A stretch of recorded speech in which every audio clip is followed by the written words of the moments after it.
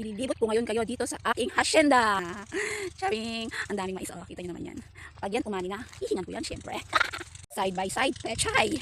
Maliliit pa, bagong sabog pa lang yan. Siguro mga 1 week pa lang yan nasa sabog. O ha, diba? Ayan, yung pechay ng mga kahasyenda, hasyero ko dito sa aking katumanaan.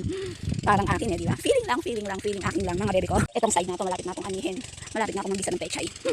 Kamatis, gisang kamatis. Ayan, halik. Igigisa sa kamatis, tsaka tinapa. Uy, sarap nun mga bebe ko. Lagyan ng itlog. Uy, naku, yun pa. Ay, yun nyo naman. O, ang ganda lang pechay dito sa amin. Naman tayo ngayon dito sa nagpapatubig ng sibuyas. Yan, nasa inyo, may sibuyasan. O, yung mga dealer ng sibuyas. Dito sa Nueva Ecija, meron. Ayan ang ginagamit nilang pampatubig. Ito ang sibuyas. Kita nyo naman ang aming sibuyas. Charles, amin eh. Nakakulot sa sibuyas, nadaan lang. Yan o, ganda diba? May talong pa dito, oh, pwede nang hingi. Pahingi ng talong, patorta. Ayan, ang dami, oh, diba? Sibuyas, talong. Pecha yung nasa gabi doon. Ayan pa, sibuyas. Dami dito maihingin talong, oh, ang daming bunga. Si Mamang Jonar, oh, papatubig ng sibuyas. Mustasa kayo dyan. Pechay kayo dyan. Hindi amin to mga bebe ko, baka akala nyo, akin to. Nadaan lang ako dito.